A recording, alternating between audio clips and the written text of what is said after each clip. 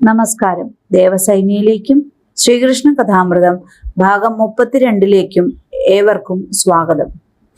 സർവേശ്വരന്റെ മഹിമാപ്രഭാവത്തെക്കുറിച്ച് തനിക്കൊന്നും അറിഞ്ഞുകൂടെന്ന് ചതുർമുഖന് നല്ലവണ്ണം ബോധ്യമായി. അതിനാൽ ഭഗവത് മഹിമയെ വിസ്തരിച്ച് സ്തുതിക്കുക എന്ന മഹാസാഹസത്തിന് പുറപ്പെട്ടില്ല.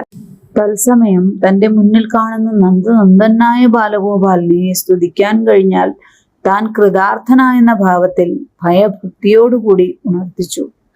സ്തവ്യരൂപനായ ഹേ ഭഗവൻ, നീലമേഘ ശ്യാമവർണ്ണനായി മിന്നൽ പ്രഭയാർന്ന മഞ്ഞപ്പട്ടുടുത്ത് കുന്നിക്കുരു കൊണ്ടുള്ള കർണഭാരമണിഞ്ഞ് തിരുമുടിയിൽ പീലി ചാർത്തി തിരുമാറിൽ വനമാലയും ധരിച്ച് കക്ഷത്തിൽ വടിയും അരക്കെട്ടിൽ മുരളിയും ഇടതു കൈയിൽ ചോറുരുളയും വെച്ചുകൊണ്ട് മാർദ്ദവമേറിയ തൃപ്പാദങ്ങളോടും കൂടി പശുപാല ഭാവത്തിൽ ദർശനം തന്നരുളുന്ന നിന്തിരുവടിയെ ഞാൻ നമസ്കരിക്കുന്നു.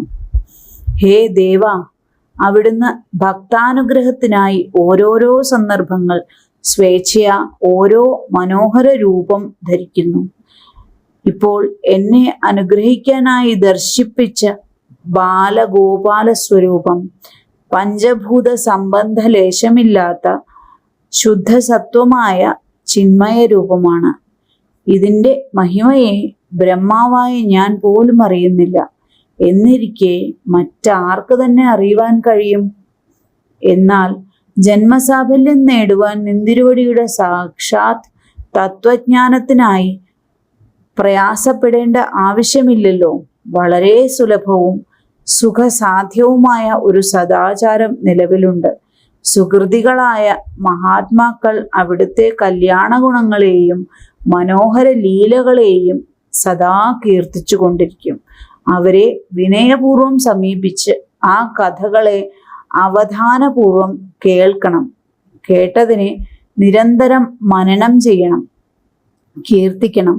അപ്പോൾ ചിത്തം താനേ ആർദ്രമായി നിന്തിരുവടിയിൽ സുഖമായി പറ്റി നിൽക്കും. ആ അവസ്ഥ സുദൃഢമായി കൈവന്ന ഭക്തന് അവിടുന്ന് കൃപ ചെയ്ത് ദർശനം കൊടുത്ത് അനുഗ്രഹിക്കുന്നു. ഭക്തവാത്സല്യാധിക്യത്താൽ അവന് സ്വാധീനനായും ഭവിക്കുന്നു.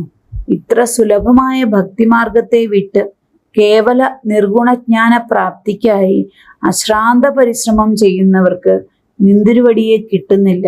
അവരുടെ കഠിനമായ ജ്ഞാനാഭ്യാസത്തിന്റെ ഫലം ക്ലേശം മാത്രമാണ്. അരിക്കു വേണ്ടി ഉമിയെ കുത്തുന്നത് പോലെ. ഹേ അച്യുത, ഭക്തി ഒന്നുകൊണ്ട് നിന്തിരുവടിയെ അനായാസമായി പ്രാപിക്കാമെന്നതിന് സദാചാരം പ്രമാണമായി ഉണ്ടല്ലോ. അനേകം യോഗികൾ ബഹുകാലം യമനിയമാദികളെ അഭ്യസിച്ച് പ്രാണനെയും ഇന്ദ്രിയങ്ങളെയും ബലമായി പിടിച്ചു നിർത്തി നാമവും രൂപവും ഗുണവുമില്ലാത്തതും സകല സങ്കല്പങ്ങൾക്കും അതീതമാണെന്ന് അവർ തന്നെ സമ്മതിക്കുന്നതുമായ ബ്രഹ്മത്തെ ധ്യാനിച്ച് അല്ലെങ്കിൽ ധ്യാനിക്കുന്നതായി ഭാവിച്ച് വശം കെട്ട് ജ്ഞാനാനുഭവം കിട്ടാതെ നിരാശാഗർത്തത്തിൽ വീണ ശേഷം ആ വ്യർത്ഥ പരിശ്രമത്തിൽ നിന്നും നിവൃത്തിക്കാൻ നിർബന്ധിതരാകുന്നു. പിന്നീട് പ്രാരാബ്ധവശാൽ ചെയ്യുന്ന സകല കർമ്മങ്ങളെയും നിന്തിരുവടിയുടെ പ്രീതിക്ക് മാത്രമായി സമർപ്പിച്ച് തന്മൂലം ചിത്തശുദ്ധി കൈവന്ന് കഥാശ്രവണ കീർത്തനാദികളിൽ രുചിയുണ്ടായി നിർമ്മല ഭക്തി സമ്പാദിച്ച് പരമാനന്ദമൂർത്തിയായ അവിടുത്തെ ശ്രീപാദങ്ങളെ പ്രാപിക്കുന്നു. ഹേ ഭൂമൻ, ലോക സംഗ്രഹാർത്ഥം ഇപ്പോൾ സ്വീകരിച്ചിരിക്കുന്നതും മാംസചക്ഷുസിന് വിധേയമായതുമായ ഈ സഗുണമൂർത്തിയുടെ മഹിമയെ നിർണയിച്ചറിയുവാൻ ആർക്കും സാധ്യമല്ല എന്നിരിക്കെ നിർഗുണബ്രഹ്മത്തെ അറിയുവാൻ സാധ്യമല്ലെന്ന് പറയേണ്ടതില്ലല്ലോ. ജ്ഞാനസ്വരൂപമായ നിർഗുണബ്രഹ്മത്തെ അമലാന്ത കരണരായ അപൂർവം ചില മഹായോഗികൾ സമാധി കാലത്തിൽ മാത്രം അനുഭവിക്കുന്നുണ്ടാവാം. ഭൂമിയിലുള്ള മണൽത്തരികൾ എണ്ണുന്നത് പോലെയുള്ള ആ മഹാസാഹസത്തിന് എന്തിന് ക്ലേശിക്കണം? പ്രാരാബ്ധ സുഖങ്ങളെ മോദഖേദങ്ങൾ കൂടാതെ അനുഭവിച്ചുകൊണ്ട് മനസാ വാചാ കർമ്മണ അവിടുത്തെ കഥാശ്രവണ നാമകീർത്തനാദികൾ ചെയ്ത് അവിടുത്തെ കൃപാകടാക്ഷത്തെ പ്രതീക്ഷിച്ചു മാത്രം കഴിയുന്നവൻ അവിടുത്തെ പാദത്തിന് അവകാശിയായി തീരുന്നുവല്ലോ.